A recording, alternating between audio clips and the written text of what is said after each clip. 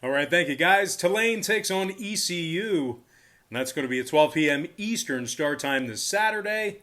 The Green Wave of Tulane, they're the 4.5 point favorite with a total at 60 and a hook. Don't forget to check me out on patreon.com/BrockPage, where we have premium sports picks on that website, starting out at just $1.99. We also have well over 625 members signed up and active on that page. And if you want to join those folks and get in on the action, link for that site is in the description section below. And once again, that's patreon.com/BrockPage. Now, when it comes to this Tulane-ECU matchup here, the Pirates of East Carolina, they're plus $1.60 for an outright win. Now, ECU's on a 2-game losing streak. 61 total points they gave up in their past couple of losses. Now, the Pirates were also 0-2 straight up at home, 1-4 straight up for the entire season. This Pirate defense is averaging less than 1.9 sacks per contest. They're also allowing 37 points a game for the entire year.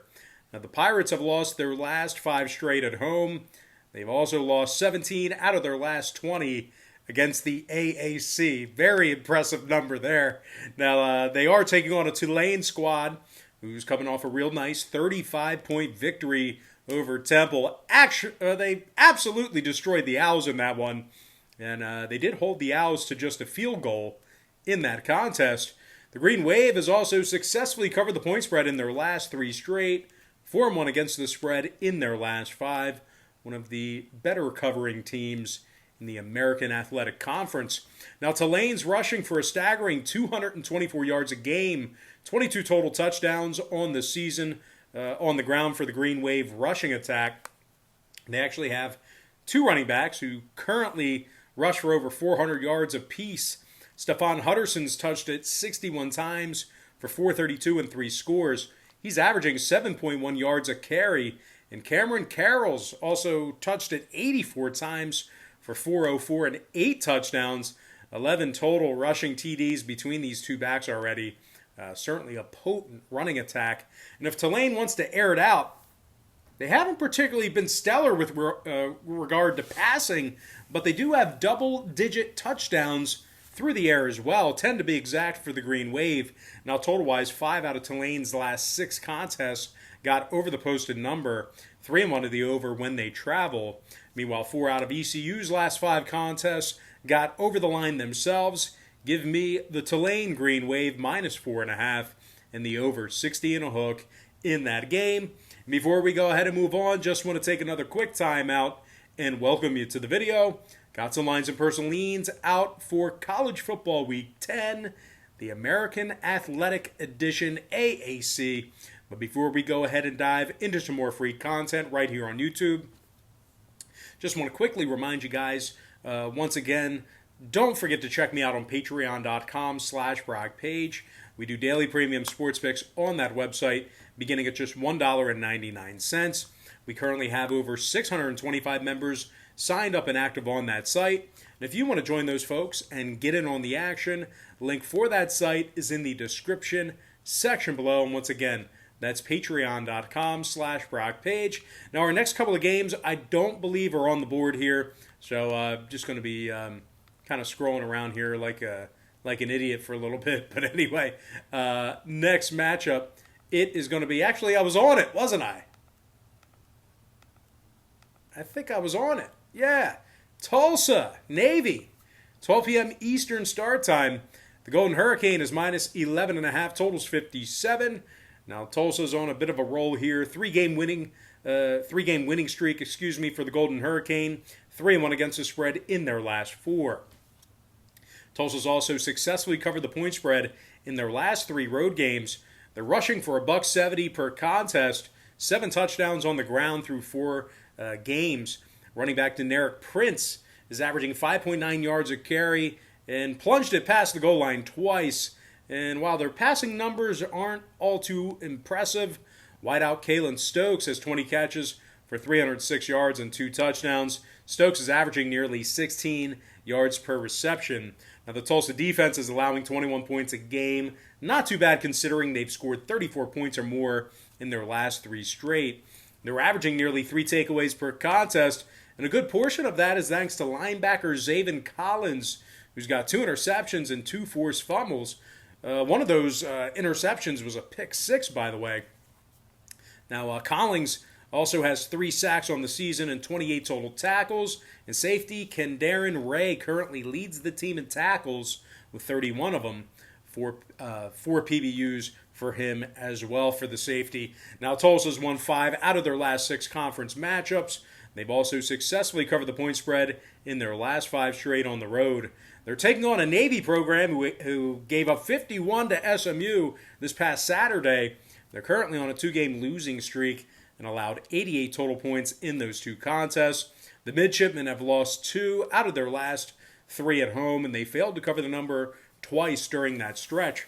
Now, this Navy defense is also allowing 37 points a game. 2 times this season, they gave up over 50. This Navy pass rush, almost non-existent. They've gotten to the quarterback just 6 times thus far in the season. They also have just 3 interceptions on the year as well. Now, total-wise, Navy's last 2 straight got over the posted number. They're also 4-1 to the over for the season, 3-0 to the over at home. Meanwhile, Tulsa, on the other side of things, saw their last 2 straight get over the line themselves. The Golden Hurricane of Tulsa, I'm going to lean toward them. Give me Tulsa minus 11.5 in the over 57 in that contest. Now, our next matchup, I think we might find it. I might have been on it. No. Anyway, USF squaring off against Memphis. 12 p.m. Eastern start time in the Liberty Bowl. The Tigers of Memphis are minus 18, total 64.5. Memphis has not beaten a team by 18 points yet on the year. Closest they got was a 13-point victory over Arkansas State. And as a matter of fact, Memphis is one of the worst covering teams in the AAC. 1-2 against the spread at home, 1-4 against the spread overall for the season. Now, this Tiger defense has allowed 127 total points in just their last 3 ball games. They're giving up 36 points a game on average for the entire year. And they're taking on, well, a USF squad who's pretty bad themselves. Make no mistake about it. Pretty bad, very bad. Having said that, though, the Bulls have covered the number in 2 out of their last 3 on the road. That happened this year. And they also covered the number in 2 out of their last 4 games at any location. Now, the Bulls are rushing for $141 a game on the ground, and they punched it into the end zone 8 times. Their top rusher, Johnny Ford, has 3 rushing touchdowns, and he averages 5.2 yards a carry. So, once again, as bad as they've been, pretty good numbers with regard to the rushing attack. Meanwhile, defensively, as bad as they've been, they still have double-digit takeaways on the year, mostly in part to 7 interceptions from the South Florida secondary. Defensive back Mekhi LaPointe has a pair of interceptions and 2 PBUs. Mekhi's also got 17 total tackles on the season. Daquan Evans also has a pair of interceptions from the secondary, 17 total tackles for Evans. Now, total-wise, when it comes to the number in this one, USF's last 3 straight all got over the number. They also saw 4 out of their last 5 get over the line. Meanwhile, Memphis on the other side saw their last 3 straight get over the number themselves. 2-1 to the over at home. So with all that said and done, I'm going to lean toward a dog in this one. Give me the Underdog South Florida Battling Bulls plus 18. And the over 64.5 in that ball game. All right, next matchup, it is going to be SMU taking on Temple. 12 p.m. Eastern start time. The Mustangs of SMU are minus 18.5 on the road. Total 62 flat. SMU's 3-0 straight up in their last 3 road games. 6-1 straight up overall for the season. They put up 51 total points in their most recent contest against Navy.